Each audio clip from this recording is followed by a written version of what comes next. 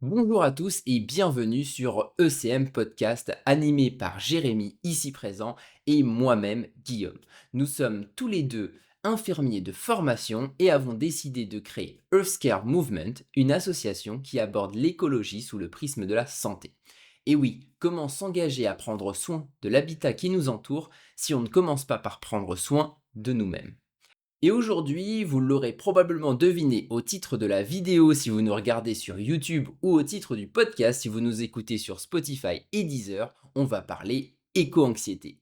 Comment savoir si nous sommes éco-anxieux, comment surmonter cette éco-anxiété et l'anxiété de manière générale, et surtout quelles solutions individuelles on va pouvoir mettre en place pour améliorer notre quotidien. Et forcément, ça améliorera sans aucun doute notre environnement. Allez, sans plus tarder, on plonge dans le cœur du sujet. Jérémy, salut, comment ça va? Je vais bien, merci à toi. Eh ben écoute, ça va super bien, j'ai hâte de pouvoir discuter avec toi de l'éco-anxiété. Ouais, bah, c'est un sujet nous, on en entend énormément parler, notamment, bah, en fait, on fait des sensibilisations auprès des plus jeunes, depuis la création de l'association qui a eu lieu depuis plus de 2 ans et on s'est rendu compte que si on n'aborde pas ce sujet, ben, on se rend compte d'un point de vue politique et même quand on regarde les 18-35 ans, donc là, on parle plus des lycéens ou des universités, c'est un public qui est très, très sensible et qui est très attaché à cette question-là.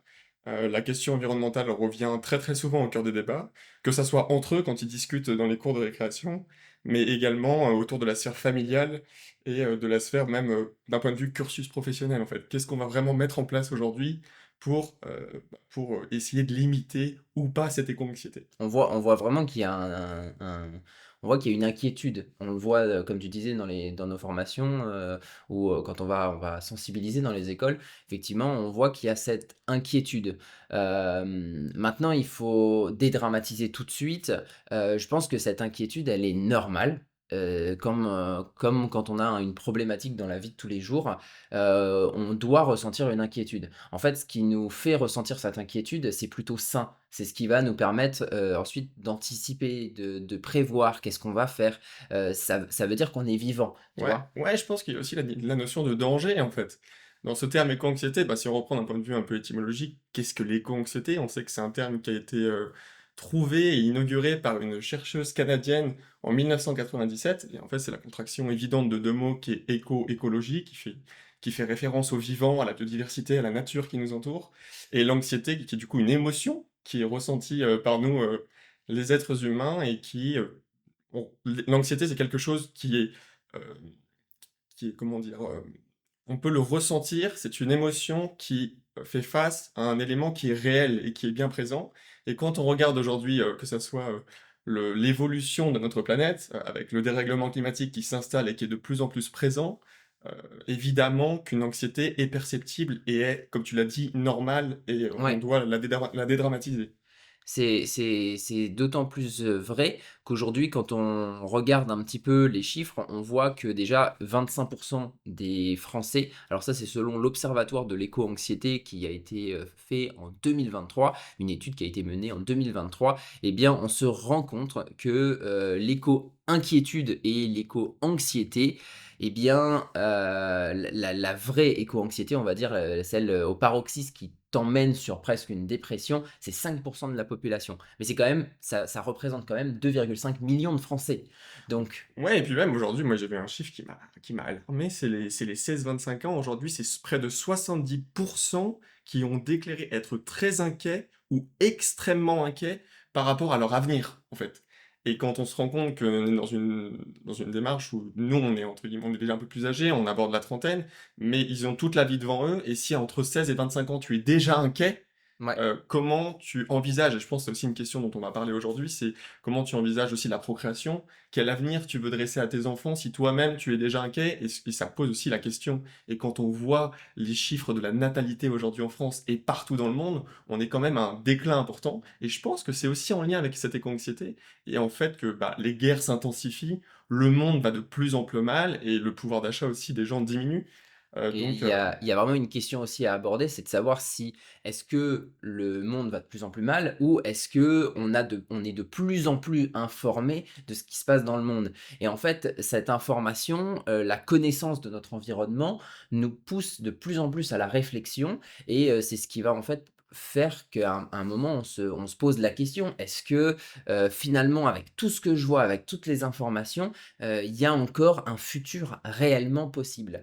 Et aujourd'hui dans ce podcast, je pense que c'est ce qu'on va essayer de creuser et de mener ensemble via les recherches qu'on a pu mener et via, notre métier d'infirmier puisqu'en fait on l'a vu au quotidien. On a vu, que ce soit chez les jeunes pour toi et même moi je l'ai vu chez les personnes plus âgées, chez nos aînés. nos aînés. Effectivement, il y a une inquiétude. Il y a réellement une inquiétude, mais déjà, c'est vrai qu'on va recommencer, à juste peut-être définir ce qu'est, l'éco-anxiété. Parce que je pense que la plupart de nos auditeurs et des personnes qui nous, écoutent, bah, se demandent finalement: «C'est quoi être éco-anxieux?» Est-ce que c'est de l'anxiété? Est-ce que c'est de la dépression? Ou, c'est peut-être, quelque chose que l'on vit sans le subir? Ouais, et alors et c'est certain, j'avais déjà plus ou moins défini au départ, mais c'est surtout, comment se rendre compte si on est anxieux? Des fois, on peut avoir des signes de stress, des signes d'agitation, qu'on peut souvent aussi associer aux étapes du deuil. Nous, on peut le voir, on l'a vu dans le métier d'infirmier, c'est quelque chose qu'on apprend, durant notre formation. Les étapes du deuil, donc si on reprend les grandes étapes, c'est, le choc, le déni, la colère, le marchandage, l'acceptation. Et ben, c'est des étapes qu'on peut, mettre en parallèle finalement avec les co-anxieux et savoir, qu'est-ce qu'on ressent vis-à-vis de l'avenir. On voit que certains, ça peut, se manifester par de l'irritabilité qui est de plus en plus importante, ça peut être de l'agitation, ça peut être finalement de la peur. On peut être tétanisé et c'est ce qui fait aujourd'hui que, quand on fait face à un problème, on en reviendra, un peu plus tard et dans différents podcasts, c'est quand on a peur, est-ce qu'on reste tétanisé et on reste dans une politique un peu de l'immobilisme, où il ne se passe pas grand-chose, ou au contraire, est-ce que c'est pas un vecteur ou quelque chose qui peut nous pousser à réagir? Et cette action-là, on verra que c'est peut-être une des solutions, pour répondre à cette éco-anxiété. Oui, moi ça me fait énormément écho puisque finalement c'est ce qu'on envoie comme message aux jeunes quand on va dans les établissements. C'est un peu, ce moment quand vous recevez le choc, qu'est-ce que vous faites après? Pour ramener un peu des termes, j'allais dire le terme de détresse psychologique, adapté à l'écologie, eh bien ça s'appelle la solastalgie, hein. Faut le sortir ce mot quand même. Ouais, faut le sortir. Et puis, ce que j'avais vu aussi par rapport à ce terme de la solastalgie, finalement, l'éco-anxiété est peut-être quelque chose de plus invisible, alors que la solastalgie est plus due à un événement qu'on a directement vu de nos propres yeux.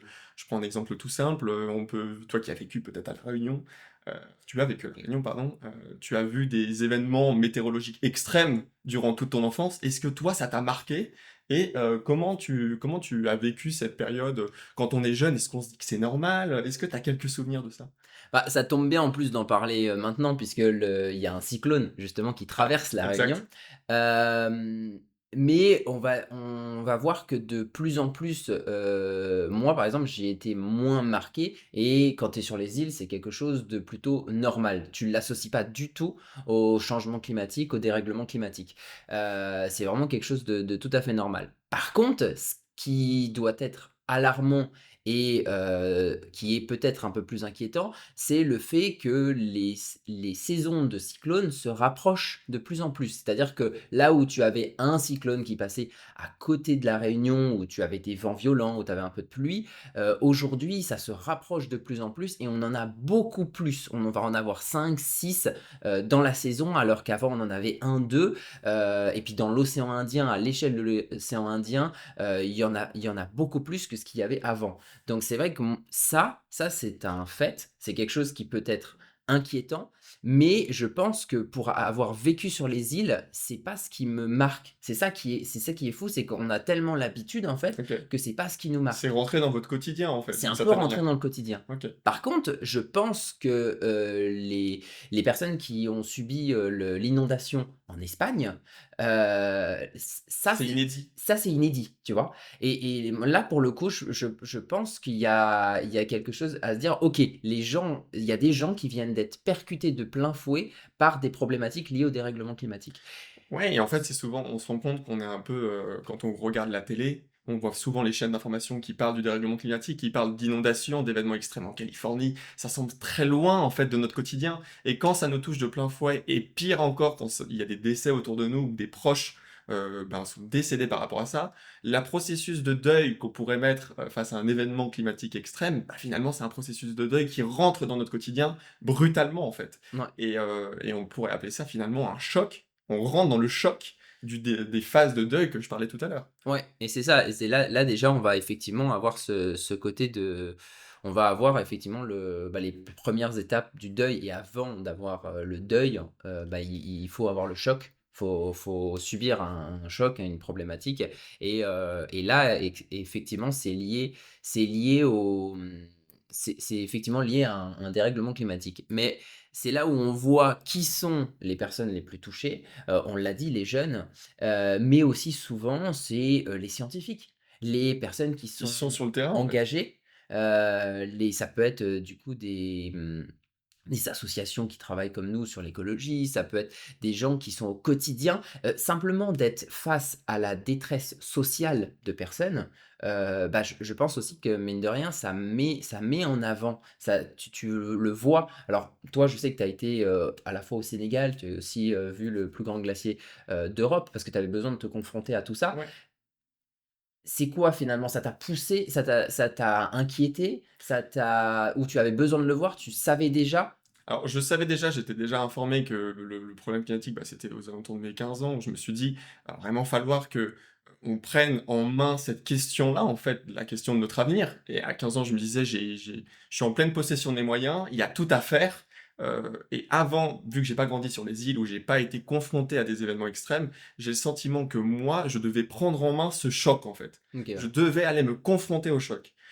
C'est pour ça que j'ai décidé de partir en vélo, de me dire: «Attends, mais finalement pas très loin de chez moi, j'ai un peu de temps devant moi, qu'est-ce qui pourrait me permettre d'avoir ce déclic?» et de me dire: «Je dois m'engager». Un peu comme si je devais prendre conscience que ce que je voyais dans les médias, c'était bien réel. Mmh. Et finalement, c'était je pense, un des meilleurs éléments déclencheurs d'aller sur le Vatnajökull, le plus grand glacier d'Europe, où je voyais de mes propres yeux des mètres cubes et des mètres cubes d'eau qui fondaient, à vitesse grand V et je me suis dit, finalement, que je pouvais pas rester insensible face à ça et qu'une action immédiate dans mon quotidien, donc ça peut être, il y a des questions de sobriété, des questions d'éco-gestes, donc déjà tout le monde pourrait faire ce genre d'effort et finalement, il s'est amené que je suis parti au Sénégal travailler avec une association pour mener des projets sur la sensibilisation à la pollution plastique, mais également aller encore plus loin en créant une association. Et je pense que c'est dans cette démarche-là où finalement notre éco-anxiété s'est diminuée plutôt rapidement parce que l'action qu'on a menée pour faire face à ça et faire face à cette inquiétude, bah, elle a pris le dessus en fait. Je sais pas Ouais. ce que tu en penses. Mais là, on arrive presque carrément au 2e volet de ce podcast, j'allais dire. Mais, c'est presque en fait finalement, qu'est-ce qu'on va mettre dans comment on surmonte en fait l'éco-anxiété? Comme on le disait au tout début, je crois que c'est important de ne pas être inquiet vis-à-vis de son éco-anxiété. Je m'explique. En fait, c'est normal de ressentir, de l'anxiété vis-à-vis de notre futur. C'est totalement C'est normal. légitime, du moins. C'est très légitime. Il y a beaucoup d'inquiétudes. Je parlais, à la fois du côté, sociétal, du côté, de notre portefeuille, par exemple, de notre, des personnes qui sont plus démunies, qui ont moins de moyens. Effectivement, tout ça, en fait, procure de l'anxiété et ça rentre en fait dans l'éco-anxiété d'une manière générale parce que on sait très bien que, les plus touchés, sont les plus pauvres, ce qui est totalement normal. On est tous, inégaux Ouais, face ouais, clairement. au changement climatique. Par exemple, face à un cyclone, si tu es dans une case en tôle ou si tu es dans une maison en dur, la différence elle est nette. Avec les moyens financiers, c'est un peu le même problème et donc du coup, tout ça, c'est un problème humain. C'est un problème de notre société, dans son ensemble. Donc, si aujourd'hui on s'inquiète de ne pas savoir comment réagir, c'est déjà que on comprend qu'il y a un problème.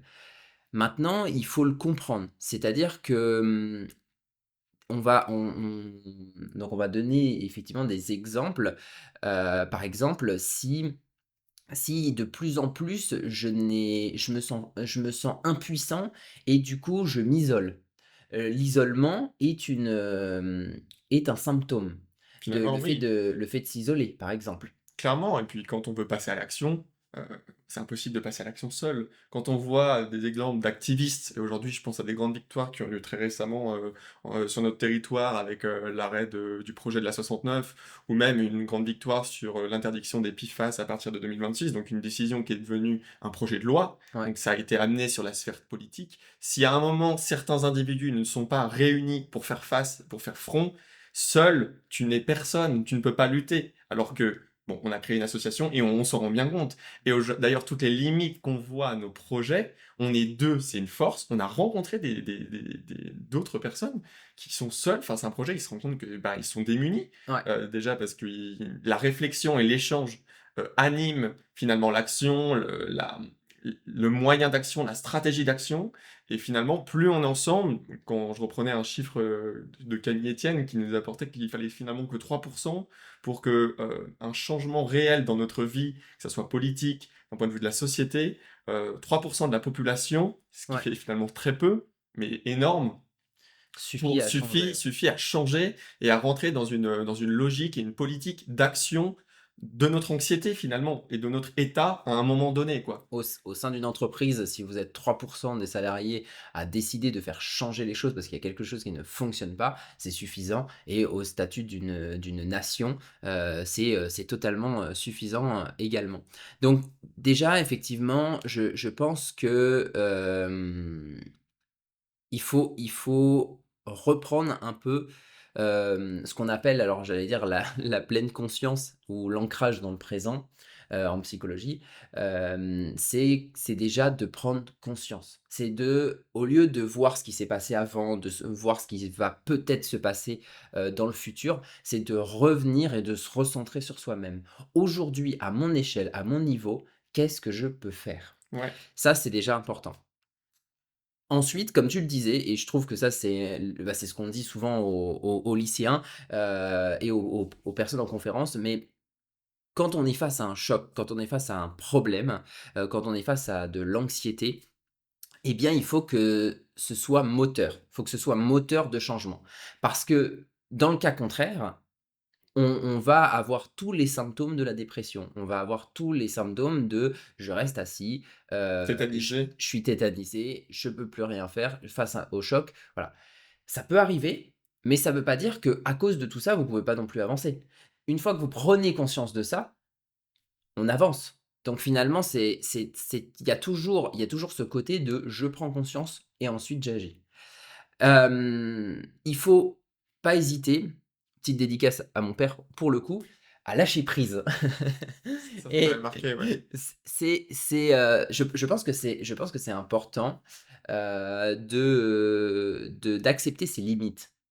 En fait, on a tous des limites. Nous-mêmes, on le voit dans notre association. Il y a des choses où on va pas pouvoir, on va pas pouvoir parler de certaines choses. D'une, parce que, par exemple, on n'est pas glaciologue, même si on comprend les Le problématiques et qu'on mécanisme, «vulgarise» entre voilà. guillemets, on s'en réfère toujours à un glaciologue. Donc finalement, on n'est pas tout seul. Par contre, quand on va parler de santé, santé psychologique, santé physique, bah, là, c'est notre métier. C'est, notre formation. Ouais, Donc on est un peu plus légitime à pouvoir parler sur certains sujets. En s'entourant avec différents profils, aujourd'hui, on est capable tous ensemble, donc avec l'association Earth Scare Movement, on est capable d'apporter, des solutions parce qu'on est tous d'horizons, et et de d'histoire. réflexions et d'histoires différentes et du coup, c'est super positif. Donc je pense qu'effectivement, déjà, il y a ça et ensuite, il faut, bah, savoir gérer effectivement ses émotions, donc les reconnaître, les accepter et exprimer ses sentiments. Ouais, clairement.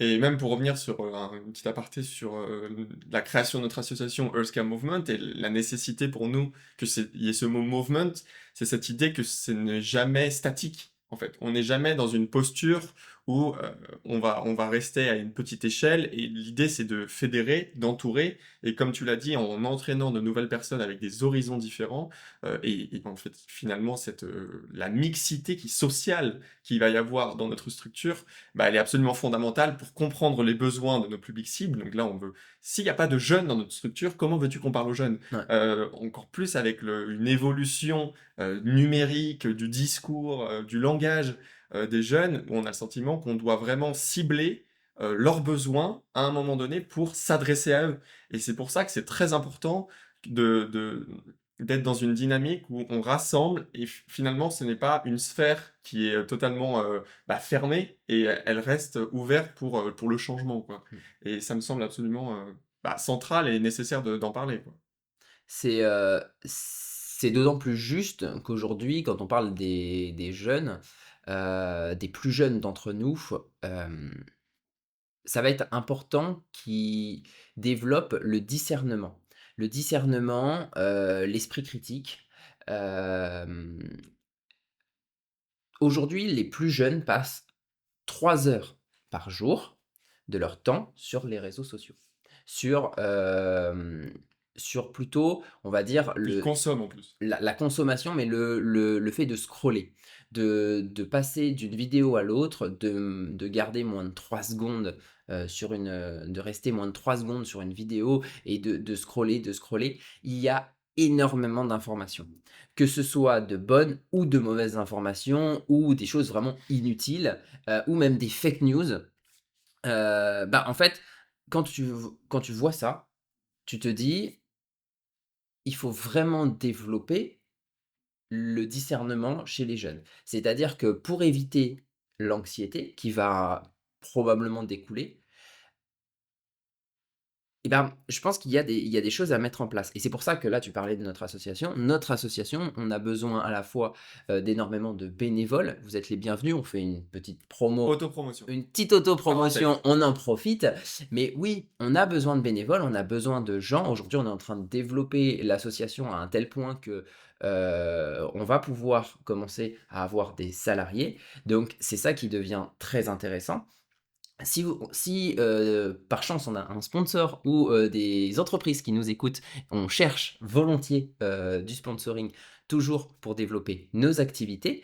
La force de notre association, effectivement, c'est de pouvoir faire, du terrain, donc de créer des stands d'animation, de faire de la conférence et ensuite de faire quelques petits projets farfelus et c'est pour ça qu'on a vraiment besoin de bénévoles pour mettre tout ça en place et je pense que la première chose à mettre en place, au-delà que si vous êtes intéressé, par exemple, j'allais dire par, la santé et l'environnement, le lien qu'on met en place dans notre association et d'ailleurs on parle d'éco-anxiété, dans notre association, eh bien, venez nous voir. Par contre, une action à mettre en place, tu parlais de Plastic Odyssey, de Simon Bernard, bah, je trouve que c'est top si on adore le bateau, si on veut faire quelque chose à notre échelle, vis-à-vis du plastique dans les océans, il y a des associations. Aujourd'hui, il existe une multitude d'associations Une entreprise. et d'entreprises qui s'occupent de problématiques liées à l'environnement. Aujourd'hui, nous, on a créé notre association parce qu'on a le sentiment que la santé et le prisme de la santé n'est pas du tout développé. On a de la promotion de santé, mais on n'a pas ce prisme écologique de la santé. Donc, on le développe en tant que concept. Mais effectivement, aujourd'hui, ça va être important de se rapprocher d'associations ou d'entreprises qui sont éco-responsables et qui ont un objectif d'avenir sain. Ouais. Et j'insiste là-dessus, un avenir sain, c'est un avenir viable pour tous. Si on prend conscience qu'aujourd'hui, on est sur une terre qui est limitée, bah, je pense que l'avenir, de notre futur métier, l'avenir de nos enfants est important et c'est important de réfléchir à quel avenir on veut leur donner. Ouais, clairement et puis même, j'irais même plus loin que ça, c'est que il y a des entreprises et des associations qui rentrent déjà dans une dynamique, d'avoir, une politique et une ambition durable, donc ça veut dire pour nous, mais également pour nos enfants et nos petits-enfants, et finalement que la vie sur Terre soit beaucoup plus simple et beaucoup plus durable, je le disais, mais surtout, et si vous ne trouvez pas une entreprise qui correspond à vos besoins et à ce que vous voulez défendre, créez. Devenez acteur, devenez créateur même de vos propres idées. Aujourd'hui, il y a plein de startups et d'associations comme nous. Nous, on s'est dit, mais attends, mais ce prisme de la santé, on se reconnaissait finalement dans aucune autre association et on s'est dit, bah, c'est peut-être à nous de lancer notre mouvement et de lancer les valeurs qui étaient celles de notre métier quand on a commencé à être infirmier. Et aujourd'hui, on voit dans le milieu de la santé qu'il y a plein de personnes bienveillantes qui finalement euh, prennent soin de l'humain d'une autre manière que nous, Ouais. mais quand on s'explique et quand les gens nous disent: «Mais vous voulez d'arrêter d'être infirmier, dans 5 ans?» Mais on est toujours infirmier, on sera toujours infirmier. C'est notre identité, d'une certaine manière. Être infirmier et faire de la prévention à la santé, c'est pareil que de soigner, un patient, qui justement a fait face par moments au dérèglement climatique. Et ça, c'est essentiel de le comprendre que par rapport à votre parcours, par rapport à votre histoire, soit vous êtes dans une logique de rejoindre un mouvement pour emmagasiner de l'expérience ou parce que vous avez le sentiment que vous avez besoin d'être entouré par une structure qui est déjà présente. Ça peut être Bloom si vous êtes vers la mer, ça peut Mmh. être en montagne. Il Il y en a existe une ouais. multitude de formes d'engagement et surtout, n'ayez pas de limite en fait. Tu disais tout à l'heure, faut avoir la notion de discernement et faut avoir la notion qu'on ne peut pas tout faire ou tout Ouais. changer en un jour.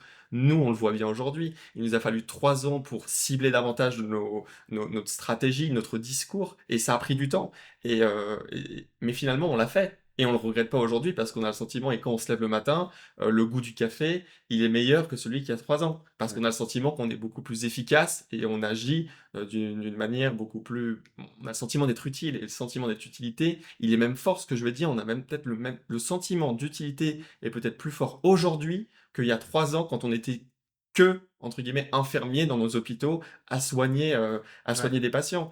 Parce que l'échelle est beaucoup plus importante et beaucoup plus tangible. Tu vois ce que je veux dire? En Ouais. étant avec, je sais pas, quand on était infirmier, on avait quoi, 12 patients la journée, 15 patients, et finalement, on se rend compte que là, si on fait une action, une conférence, on va toucher beaucoup plus de monde, et les gens, et on espère à travers ce podcast, vont changer leurs habitudes et leurs comportements. Et je pense qu'après il faut aussi, pas hésiter à, dans les actions simples, parce que c'est vrai que, monter une entreprise, monter une association, monter un projet, ne serait-ce qu'un projet, c'est ça peut être rebutant. Clairement, ah bah nous, Ça peut être: «Waouh, moi je suis pas capable de faire tout ça». On m'aurait dit ça avant, j'aurais dit: «Bah oui, moi non plus je suis pas capable». Maintenant, on n'est pas tous dans cette dynamique à vouloir créer des choses, donc ce qui est important dans les choses les plus simples, qu'on peut mettre en place, c'est déjà quand on sort de cet isolement, c'est de se reconnecter un peu à ce qui nous entoure. Et c'est vrai que comme on le fait dans nos formations, ben, en fait, on aborde le prendre soin de soi. Ce concept qui est prendre soin de soi, on prendra automatiquement soin de notre environnement. Je m'explique. Par exemple, si vous décidez de ne plus prendre la voiture pour aller au travail, et que vous le faites avant tout pour vous parce que vous avez, envie de faire, du sport. Par exemple, je pense, à Mathieu Blanchard qui, du coup, quand il était au Québec, il partait de chez lui, au travail en courant et il revenait aussi. Mais parce qu'il avait cette envie avant tout de s'entraîner. Donc finalement, il faisait son sport pour lui, mais d'un autre côté, il évitait les transports, il évitait, de prendre sa voiture et en fait, sans le vouloir, il fait attention à la planète, simplement en se reconnectant à lui et il y a souvent un message, que j'aime bien parce que c'est toi souvent qui le dis, mais c'est se reconnecter au vivant et j'aime bien cette métaphore et elle est totalement vraie quand on dit que, ben, on va rompre notre isolement et on va partir en nature. On peut être tout seul, on peut être isolé, sauf qu'on est en nature on et n'est pas seul du coup. on est plus seul, on est plus seul, on est connecté au vivant. Le vivant sous des différentes formes. Et ben en vrai, je pense que c'est absolument central parce que quand on regarde aujourd'hui, on prend un peu le prisme de bah, si mon environnement est pollué, mauvais, ça peut être aussi associé au fait que moi je me sente pas bien. c'est en lien. Quand on reprend l'exemple d'un animal qui vit, je sais pas, en Amazonie où on voit, une population, de singes, je sais pas, qui est décimée par une déforestation, je pense que le singe psychologiquement est peut-être aussi pas bien parce que son environnement et son habitat n'est pas bien. Nous, si on arrive à percevoir et se rendre compte que finalement, quand on regarde les médias et quand on regarde, les informations, certes, il y a des feux de forêt en Californie, mais peut-être que nous, dans notre environnement, il y a aussi une pollution invisible qui est là. Quand on regarde chez nous, on sait qu'à Rumilly, il y a le Tefal qui est présent, ça produit des PFAS. Les PFAS sont des polluants éternels invisibles, mais c'est pas pour autant que même si la couleur du lac, d'Annecy est bleue, elle est belle, c'est pas pour ça qu'il est pas pollué. Mmh. Et d'une certaine manière, c'est à nous de prendre conscience que la nature qui nous entoure, et on a la chance, nous, d'être dans un environnement exceptionnel, sortons justement de cette mécanique, de scroller le numérique et finalement, j'irais même beaucoup plus loin que ça. Je dirais que le numérique et quand tu parlais de scroller 3 heures par jour, sur son Ouais. téléphone, est-ce que finalement ça serait pas un des symptômes de se dire: «Je suis tellement inquiet, anxieux par rapport à l'avenir, que je vais essayer de m'isoler dans, quelque chose de très, robotique» Ouais. et on ne veut plus, on essaye d'occulter et d'être dans une déni d'une situation qui est pourtant bien réelle. C'est un peu en fait, c'est là où on se rend compte que c'est une pollution. Le fait de scroller et le numérique comme ça, c'est une pollution, mais pas une pollution, parce qu'on pourrait parler, ouais, des serveurs, des datas et cetera et encore. Moi, je parlerais plutôt de nous, c'est une pollution pour notre cerveau, c'est une pollution pour notre santé. C'est une manière d'occulter la réalité. C'est-à-dire que aujourd'hui, si je donnais donc comme je disais, les 3 heures par jour, des plus jeunes, des 13-17 ans, exactement, c'est 3 heures par jour, c'est énorme. Hem, Bah, en fait, on se rend compte que c'est une pollution pour notre cerveau. Parce que ça va nous empêcher de penser, ça c'est une manière d'occulter, l'action. Donc Ouais et même finalement le discernement dont tu parlais. Est-ce qu'on a vraiment du discernement et de la réflexion en moins de 3 secondes de scroll sur une Par vidéo? Je ne sais par pas. poste pendant 3 heures. Donc mais par contre maintenant la solution c'est moi je suis totalement pour les réseaux sociaux parce que, je trouve que c'est une manière de se connecter, c'est une manière de développer des projets et cetera. Moi je trouve ça génial, je trouve ça fabuleux. Par contre, si je compare, l'Instagram de l'association et mon Instagram personnel, il y a des petites différences, mais c'est-à-dire que l'association, on a décidé de suivre des profils inspirants, de suivre des comptes qui parlent de ce sur quoi on veut se diriger. Et donc je pense qu'à un moment, alors il y en a, ils vont dire: «Oh là là, mais moi je suis tellement de monde, ça va être, va falloir faire un ménage, c'est énorme». Bah oui, en Ou sinon fait tu crains vos comptes. non mais c'est même pas ça. J'allais dire, c'est important de faire du ménage dans son algorithme, dans tout ça. Les choses qui nous intéressent pas, c'est important de se désabonner, de retirer, de signaler les contenus qui ne correspondent pas à ce que l'on veut voir et une des premières choses à mettre en place, c'est de commencer à créer l'algorithme avec ce que l'on veut voir. Hem Aujourd'hui, malheureusement, c'est comme d'habitude, on se retrouve avec 2 camps. Par exemple, si on dit effectivement il faut consommer moins de viande, et ben, ça, on est déjà au milieu d'un débat. Il va y avoir ceux qui sont pro viande et ceux qui sont pas du tout de viande. Donc forcément, il faut être nuancé. Par contre, je pense que là où c'est intéressant d'avoir cet esprit critique, c'est que c'est important d'avoir, les amis de la chasse, d'un côté et de voir ce qu'ils proposent et Comment ils communiquent aussi comment ils d'une communiquent. certaine manière? C'est ça, quelles sont leurs sources? Et c'est toujours ça aussi le problème. Quand on regarde une vidéo, on la prend, telle qu'elle est. On Mais la prend pour ce que c'est. c'est du réactionnel souvent. Non, mais on la prend sur ce que c'est et on ne va pas voir, c'est de l'émotionnel et du réactionnel et on ne va pas voir les sources. Du coup Évidemment. du coup, on se dit: «Ben, oui, mais enfin, c'est intéressant une source. C'est intéressant de savoir, qui a financé cette source».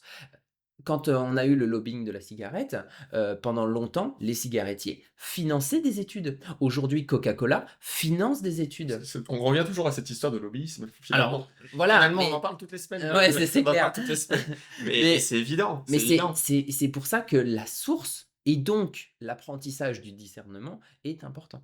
Ouais, et quand on regarde aujourd'hui, quand vous avez, je sais pas, vous suivez sûrement certains médias et certains journalistes, les médias ou les journalistes les plus clairs, c'est ceux qui vont vous dire en début ou en fin de vidéo ou dans le journal, vous allez voir les sources. En Mmh, fait, ils ne vont pas les occulter. Quand on va, mais je fais le parallèle avec le journalisme et les sources avec l'agroalimentaire. C'est exactement le même principe. Un produit qui est bon, qui est bio, qui est, nutritionnellement bon, ils vont le dire, ça sera noté les ingrédients. Un produit qui est mauvais, ça sera occulté. mmh, C'est exactement le même principe. ouais, Et je trouve que le parallèle est assez frappant, de se dire que, quand on prend, le paquet qui est à hauteur de nos yeux, parce que d'un point de vue marketing dans le rayon, bah, en fait, c'est le plus simple, il y a de la couleur, ça donne envie, le packaging finalement donne envie, est attractif, mais c'est exactement la même chose sur les réseaux sociaux. ouais, Quand on a un algorithme qui nous met en place, parce on a une inattention ou une attention de 3 secondes, finalement, le contenu qui sera proposé va aller dans cette direction-là. Et c'est à vous de prendre le pouvoir finalement de votre propre information. ouais, ouais, Est-ce que vous et puis aussi une autre chose, dans une solution et quand on disait, déjà quand on parlait de devenir acteur, du changement et acteur de la transition écologique, c'est à vous de décider si vous voulez être consommateur du numérique ou si vous voulez aussi être producteur du numérique. ouais. On s'est rendu compte, et une discussion qu'on a eue il y a pas si longtemps, c'est, je sais pas toi, mais toi tu as réduit et peut-être moi aussi mon temps sur les réseaux sociaux en tant que consommateur et ma proportion de producteur, donc de créer du contenu, elle a augmenté et ça aussi, c'est une énorme solution.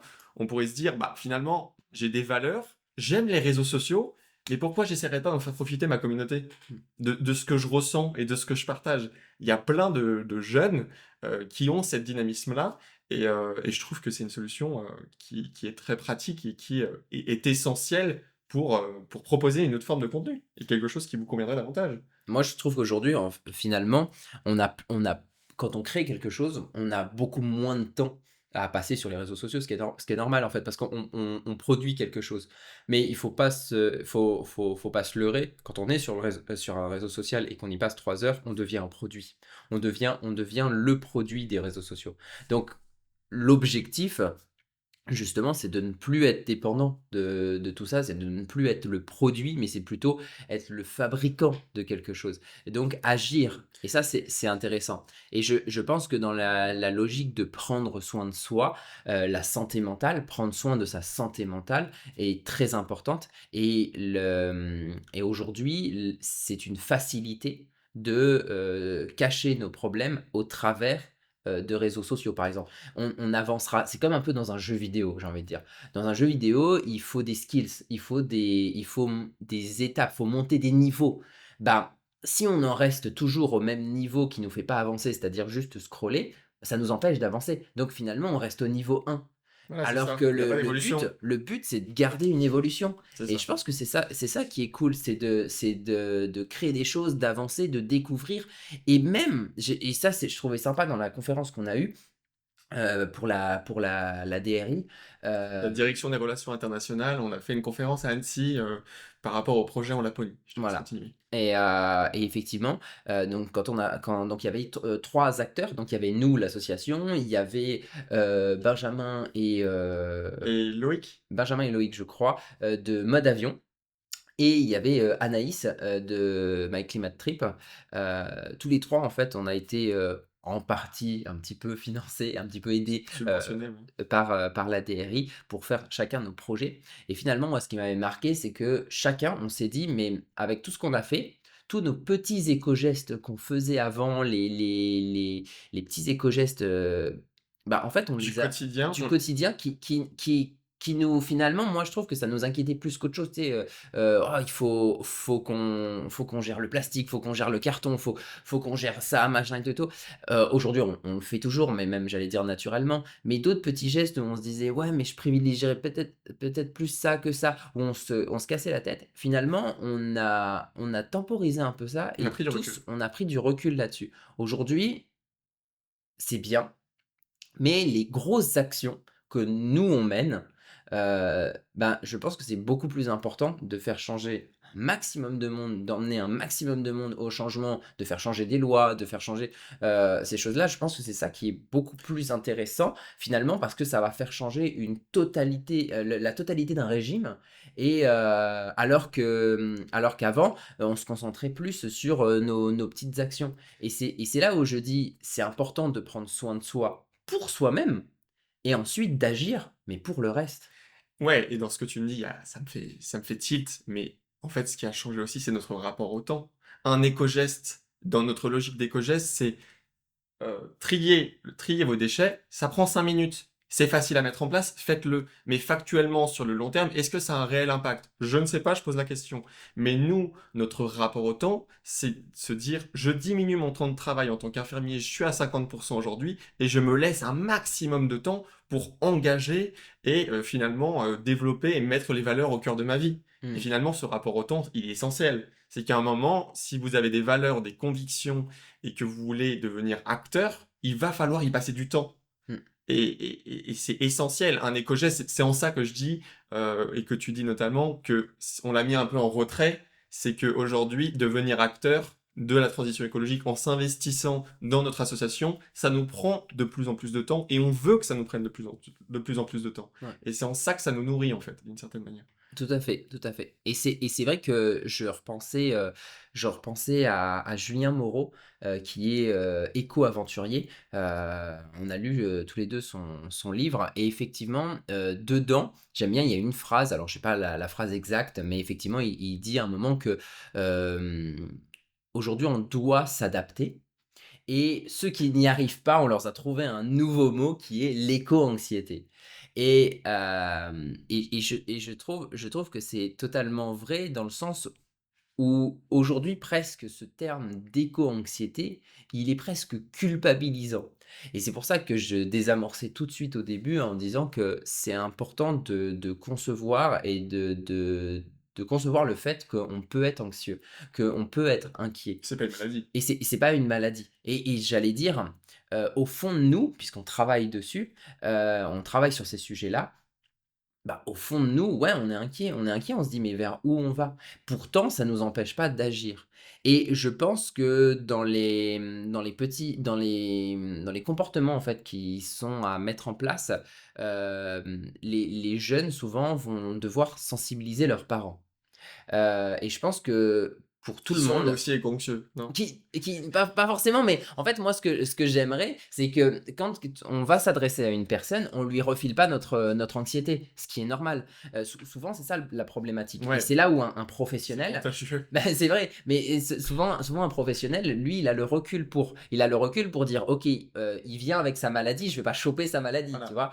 vois? Bah, pour l'éco-anxiété, c'est un peu le même principe. Le but, c'est de ne pas refiler cette éco-anxiété à tout le monde, c'est important d'en parler. Du coup, j'ai, quelques petits tips à vous partager, quand vous voulez sensibiliser votre entourage sans générer d'anxiété supplémentaire. Déjà, il faut garder un ton positif et inspirant. Nous, on connaît, c'est ce qu'on fait dans nos documentaires et dans nos C'est ce formations. qu'on s'efforce à faire dans notre documentaire et je peux vous dire que c'est pas facile, mais c'est essentiel pour que le message in fine et que les gens, quand ils sortiront de la salle de cinéma après notre documentaire, se disent: «Ça fait du bien». Ouais, Ça fait du bien de voir qu'il y a des possibilités et en fait, c'est quand on regarde les médias, c'est l'inverse qui se passe aujourd'hui. souvent c'est l'inverse, c'est plutôt C'est des alarmant. messages alarmistes et c'est vrai que c'est dommage et effectivement, je parlais tout à l'heure de Julien Moreau et il y a une deuxième chose, par rapport à lui qui me vient en tête, c'est qu'il a fait 2 marathons en un. Donc un marathon où il a couru dans un sens et puis ensuite, une fois qu'il est arrivé, il est reparti courir le marathon dans l'autre sens et quand on lui a demandé: «Pourquoi, vous faites ça?» Il a dit: «Eh bien, quand on fait de l'écologie, on doit faire 2 fois plus d'efforts et ce qui est normal. Aujourd'hui, scroller sur un téléphone, manger de la mauvaise alimentation, heu, c'est facile finalement. Oui, c'est facile. Consommer mieux, ne pas scroller, Faire du sport, faire du sport, ah bah, tout de suite ça devient difficile. bah, c'est un effort. Ça devient un effort et donc du coup, oui, déjà ça demande d'aborder les étapes petit à petit, mais ça va demander plus d'énergie. Maintenant, comme on le disait, il faut éviter la culpabilité quand on s'adresse à sa famille, à son entourage, éviter de culpabiliser. Aujourd'hui, beaucoup de d'anciens se sentent culpabilisés. À partir du moment où on va apporter des petites solutions, des petites choses, ils se sentent culpabilisés et ce qui est totalement normal parce que ils prennent conscience que à leur époque, on aurait pu faire des choses qui auraient eu un impact aujourd'hui. Mais en même temps, il y avait pas la même connaissance, il y avait pas le même impact. Donc c'est vrai que finalement, on peut pas être culpabilisant. En fait, ça va être Ça contre-productif va être aussi. ultra contre-productif et finalement, moi, aujourd'hui, j'ai des personnes, qui sont d'un certain âge, qui ont des associations, qui prennent le temps d'être dans des associations et de développer des choses pour les jeunes. Parce que encore une fois, il est fort probable que, toi et moi, on ne voit pas les effets de ce qu'on est en train de mettre en Ouais, place. clairement, clairement. Et moi, je suis OK avec ça et je sais que c'est pour notre futur et ça me va. Et ça me va. Et Ouais. mais en vrai, c'est génial, ça me montre aussi que les personnes âgées, peut-être qui ont pas eu les bons comportements à un certain moment de leur vie, où ils étaient peut-être mal informés, bah, en fait, ça montre aussi que la prise de conscience, elle a pas d'âge. Ouais, En fait, on peut toujours s'investir. Qu'on soit retraité parce qu'on a beaucoup de temps et finalement on sait vraiment pas quoi faire, ou on n'a pas d'activité, retrouver ou agir localement, ça reste très possible et facile à mettre en place. Toquer à une porte, dire voilà, j'ai du temps, j'ai de l'énergie, j'ai ces compétences ou pas, bah, en fait, c'est juste un cerveau, des bras, des jambes qui peut être utile à faire quelque chose. complètement. Et ça, faut pas s'en cacher, faut pas en avoir honte en fait. Non, c'est bien au contraire. Comment on le fait? Nous, on privilégie beaucoup, bah, effectivement, le dialogue et surtout l'écoute. Je pense que la plupart des solutions, viennent de l'écoute. Quand on voit une problématique dans une famille, on le sait parce que on écoute et donc du coup, on peut ensuite adapter et trouver des solutions. Puis identifier aussi les étapes de deuil, en fait, en Ouais, écoutant, à on quel, comprendre en fait où tu en es, toi, face à l'écologie. ouais. Qu'est-ce qui t'inquiète ou pas? Est-ce que tu es en colère? Mmh. Est-ce que tu es dans le déni? Il y a mille et une manières de. Mais je pense qu'on mettra un lien, ça pourrait être intéressant de mettre un lien sur comprendre un peu les étapes de deuil et comment elles se manifestent. Nous, en Ouais. tant qu'infirmiers, mais vu que vous n'êtes pas forcément soignants, ceux qui nous écoutent, on vous mettra un petit lien qui reprendra ces idées-là et comment on peut bah, justement les identifier Mmh mh. quand on parle à sa famille, par exemple. Ouais, Ça peut être ça peut intéressant. être ça peut être intéressant et puis, bah, par exemple, si je te dis: «Il faut arrêter de prendre l'avion», bah, là, Tu oui, mais peux. non. Oui, non, mais tu peux, mais non. Parce que, c'est pour ça qu'il va falloir, en fait, plutôt parler des solutions plus simples. Par exemple, prendre En fait, l'avion, c'est contraignant, c'est une bah, contrainte. c'est ça. Alors que si je dis: «Arrêtez de prendre l'avion», tout de suite, ça devient une contrainte. Ça devient c'est en fait, ouais, on n'a pas l'impression on va avoir l'impression de devoir se sacrifier. C'est une privation. C'est une privation totale et si par contre on propose, d'autres options comme le train, le covoiturage, il existe du BlaBlaCar, des choses comme ça et cetera. Oui, elles ont d'autres contraintes, mais finalement, est-ce que par rapport à, À l'avion ou à l'avion et en fait aux bénéfices que tu vas avoir, bah, finalement, là par exemple j'avais ma sœur qui doit venir me voir, elle comptait prendre l'avion et finalement en fait, elle s'est rendue compte que l'avion ça allait être plus rapide, moins cher sur le papier. Par contre, elle doit se déplacer en voiture pour, ensuite stationner sa voiture et cetera et tout. Donc elle s'est dit: «Bah, en fait si je prends le train, bah, en fait, ça me revient, oui, entre guillemets, «un peu plus cher». Par contre, j'ai pas à poser ma voiture, j'ai pas à garer, à avoir c'est d'autres problématiques, en fait et du coup, elle s'est dit: «Bah, finalement, je vais venir en train». Mais parce que, voilà, il y a de la discussion, parce qu'il y a quand même une certaine réflexion, et je pense qu'aujourd'hui, c'est important. Ça veut pas dire que si quelqu'un prend l'avion, tu vois, bah, on va pas le culpabiliser, on revient c'est au pas point d'avant, quoi. c'est ça, c'est pas le but n'est pas d'être culpabilisant. Mais je pense que voilà, de comprendre et surtout nous, une chose qui est importante, nous, on montre l'exemple. J'essaye dans tous nos projets, qu'on montre l'exemple. Bah, ça reste important, je pense que si on quand on reproche aujourd'hui aux politiques, heu, de dire oui, de faire des grands discours et cetera, mais de pas avoir, pas donner l'exemple ou pas montrer l'exemple, bah, on perd leurs discours perdent en crédibilité C'est ça. et que si nous, on n'essaye pas d'être un exemple des valeurs qu'on défend, bah, on va perdre en crédibilité et je vois pas comment, des bénévoles peuvent, s'associer à notre asso à ce qu'on défend, en fait et on n'est pas parfait. Parce que Non. personne n'est Mmh. parfait et on en a conscience. On essaye de comprendre sur, l'échelle des émissions de CO2, qu'est-ce qui est le plus néfaste et qu'est-ce qui est le moins néfaste Mmh. en fonction de nos besoins, nos problématiques et les solutions, envisagées. Mais, c'est évident que si vous avez des valeurs, que ça soit écologique ou pas d'ailleurs, Mmh. hein, essayez d'être en cohérence avec ces valeurs C'est de A à Z. important. C'est C'est important. important et par exemple, je reprends cette idée, mais avec le documentaire. On a aujourd'hui une boîte de production qui est labellisée EcoProd. C'était une volonté, donc on a cherché, à avoir une boîte de production qui est labellisée. Quand on était sur place, on s'est déplacé en ski de randonnée, on s'est déplacé en stop, donc on a vraiment choisi, là-haut d'être au froid, d'attendre au froid, pendant plusieurs heures des fois, mais c'était un choix. C'est un choix volontaire.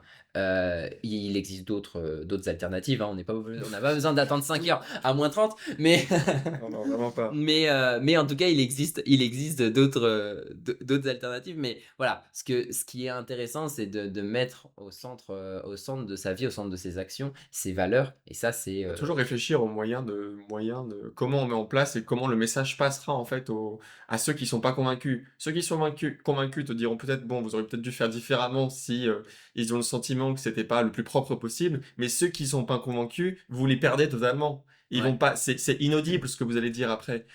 Tu viens on a invité, au Wind Festival, festival vert à Annecy. Si on vient en jet privé parce qu'on avait un autre truc à faire avant, notre message sur place il perd en crédibilité et c'est Perd en fait totalement en ça, c'est crédibilité. ça qu'on veut lutter et ça me semble, fondamental de le comprendre. Et puis, il y a une dernière chose que je voudrais aborder, c'est que tout le monde ne changera pas immédiatement. Il y a un moment, il faut pas se leurrer, il faudra changer. Et d'ailleurs, même, j'irai même plus loin, il faudra s'adapter. On n'aura plus le choix. Face à un mur, bah, Tu dois adapter. tu as le choix de continuer à avancer sur le mur ou passer au-dessus. Mais on devra de toute manière s'adapter. Mais aujourd'hui, chacun à son niveau a le temps de prendre le temps, d'essayer de comprendre, etc. Ça ne veut pas dire qu'il faut être.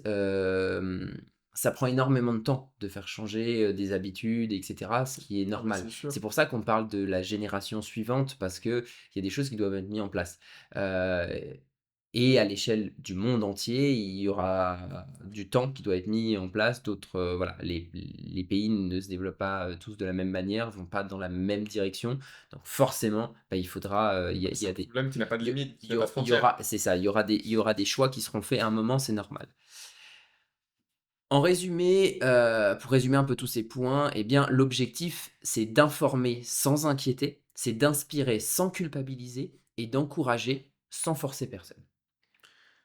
C'est plutôt bien résumé. Je pense qu'on a appris pas mal de points. On espère en tout cas vous avoir amené, quelques solutions. Déjà comprendre un peu, d'identifier les problèmes, voir aujourd'hui, et je pense que c'est intéressant de ceux qui nous écoutent, posez-vous cette question, hem, jusqu'à quel point je suis éco-anxieux? Parce qu'on est tous plus ou moins anxieux d'une certaine manière et si vous avez le sentiment que vous l'êtes, où est-ce qu'on en est sur cette échelle d'éco-anxiété? Est-ce que c'est quelque chose qui me paralyse? Est-ce que c'est quelque chose que j'occulte? Est-ce que c'est quelque chose que je veux mettre au centre de ma vie et finalement ne plus me sentir éco-anxieux? Et par rapport à ça, des actions vont découler, et j'espère que des actions vont découler. Donc, ça peut être, d'intégrer des projets, de créer un projet, d'en parler autour de vous. La communication autour de ça, elle est absolument fondamentale parce que on a souvent le sentiment d'être seul, mais finalement, on est rarement seul. On a des proches, une famille, des amis, qui viennent aussi et qui ont leur propre histoire, leurs propres horizons. Et juste de poser la question et de poser le débat autour d'une table, pendant un repas, pendant qu'on boit un verre, pendant un jogging, bah, ça peut faire avancer une réflexion et en fait, c'est peut-être ça le 1er petit pas à faire, le 1er par rapport à ce mur, c'est le premier obstacle qu'on peut franchir, c'est déjà d'entamer la discussion, en fait, finalement Ouais. et de pas rester avec ses idées, ses pensées et si, au contraire, cette anxiété est trop importante, ben, vous pouvez vous faire aider, que ce soit par Ouais. des professionnels de santé ou des psychologues, qui sont maintenant spécialistes sur ces questions, et c'est important de ne pas le laisser de côté parce que finalement, ça vous bouffera et toute anxiété, qu'elle soit sous une forme écologique ou sous une autre forme, va vous consommer à petit feu et c'est vraiment pas l'objectif. Et du coup, pour compléter même ça, j'allais dire, eh bien, vous êtes les bienvenus, dans notre association. Si vous voulez mettre en place des ateliers, si vous voulez mettre en place des actions, notre association sert à ça. Aujourd'hui, on est en train de mettre des ateliers en place, des ateliers pour des festivals. On va avoir 2 festivals qui arrivent, Sur le nôtre, hem ouais. et du coup, effectivement, voilà, si vous êtes intéressés, eh bien, écoutez, contactez-nous, envoyez-nous un message sur Instagram. Vous avez toutes les infos, du site internet également, n'hésitez pas. On est même maintenant, ça y est, sur LinkedIn enfin, donc même si vous êtes professionnel, n'hésitez pas à nous envoyer un petit message. Il y a un post qui a été fait, il y a pas longtemps Alice. par Alice, grâce à Erasmus+, où ça résume toutes les activités, tout ce qu'on va faire, heu et on garde la place pour vos idées. Donc n'hésitez pas à commenter également, à mettre un petit commentaire, à liker, à partager, à en parler autour de vous. C'est super important pour nous, ça nous permet de progresser, de grandir et de faire passer le message à tout le monde. N'oubliez pas de nous retrouver sur, YouTube, sur Spotify, sur Deezer et bientôt plein d'autres plateformes, je l'espère. En tout cas, je me suis régalé, Ouais. j'espère que vous aussi. Si c'est le cas, mettez-le en commentaire et nous on vous dit, eh bien, à pas mercredi prochain, mais mercredi de la semaine d'après. Merci beaucoup et puis à bientôt.